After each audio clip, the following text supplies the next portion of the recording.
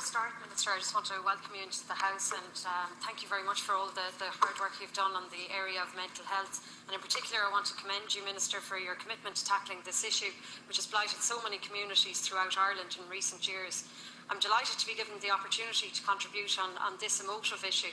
My own community has been affected by the issue many times in recent years, and I feel it would have been remiss of me if I hadn't elicited local people's views on the issue and communicated them here to you today. It's a sad reflection of our modern reality that over 500 people in Ireland chose to commit suicide in 2011. However, I acknowledge that Ireland is by no means unique in this. Minister, yourself in your speech earlier, you mentioned that the figures in Ireland are akin to a small village. Well, the worldwide figures are actually akin to almost the population of Dublin, because 900,000 people died by committing suicide worldwide. This represents one death every 40 seconds. On a global scale, suicide ranks amongst the 3 leading causes of death amongst those aged between 15 and 44 years of age, and in the last 45 years, suicide rates have increased by 60% internationally. It would be foolhardy of me to suggest that all suicides can be prevented. The reality is they can't. But we must be mindful that the majority of them can be. There are a number of measures, Minister, that I feel should be given due consideration in order to ameliorate this societal scourge. We need to take a more proactive approach in this regard. Firstly, we must ask, what can we do to prevent people from feeling that this is the only option?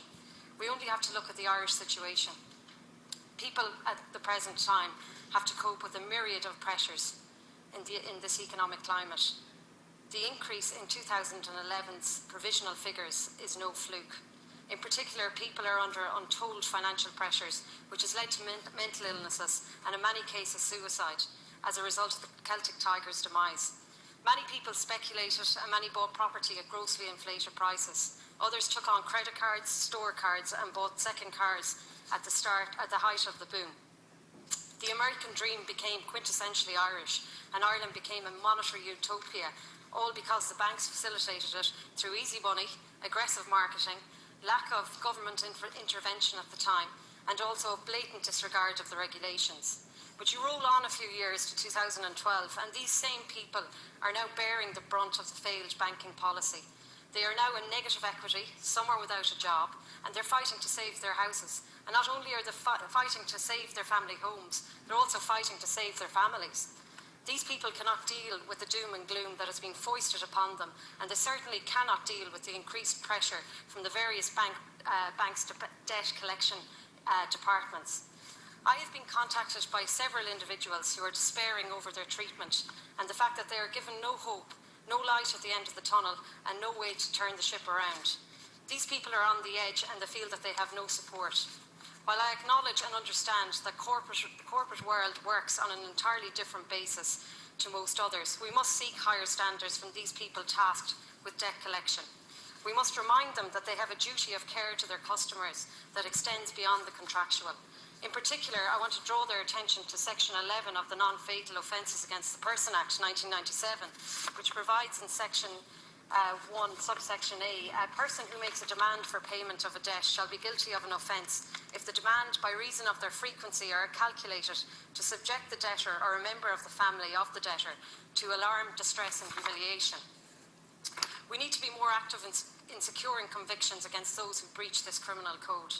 People in debt collection must strive to be as compassionate as possible, and for that reason, Minister, I'm urging you to liaise with your ministerial colleagues in the relevant department to explore and investigate the possibility of introducing a suicide training programme for bank employees who in particular work in debt collection. I think it's very, very important, given the number of repossessions that have gone on in the last number of years, and also the number of people who are now in default of their mortgages. We also need to tackle these issues to do with suicide prevention early. Let's start at secondary school and ensure every secondary school teacher in Ireland is trained in suicide awareness and prevention before our term in government. It is imperative that we assist teachers in being able to identify early warning signs and ensure our young people are educated that suicide is very much a permanent solution to a temporary problem. As part of this, schools should have an integrated programme whereby there are activities to help those with low self-esteem and social complacency. As a government, we must be mindful of the repercussions of cutbacks to essential services and reliefs currently available in schools. For that reason, Minister, I feel we need more joined-up thinking between the various departments to ensure that decisions made in the educational sector in particular should give due regard to today's topic. We also need to be more proactive in terms of suicide prevention initiatives.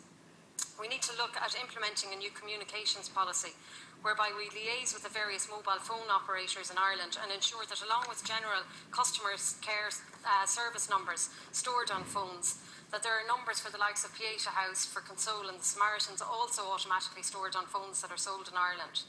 Furthermore, we also need to identify the well-known suicide spots throughout the country. We all know where they are. And we need to look at erecting signposts, maybe there, warning of the consequences of adverse actions.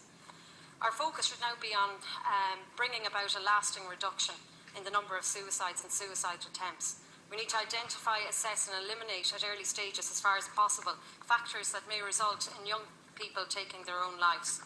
We also need to raise the general awareness about suicide and provide psychosocial support to people with suicidal thoughts or experiences of attempted suicide. We must be mindful that not everybody is happy 365 days a year. Not everybody is confident 365 days a year, and that most suicides do not happen without warning.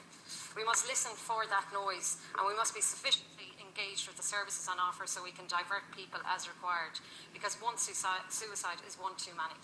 Thank you, Minister. Senator Riley.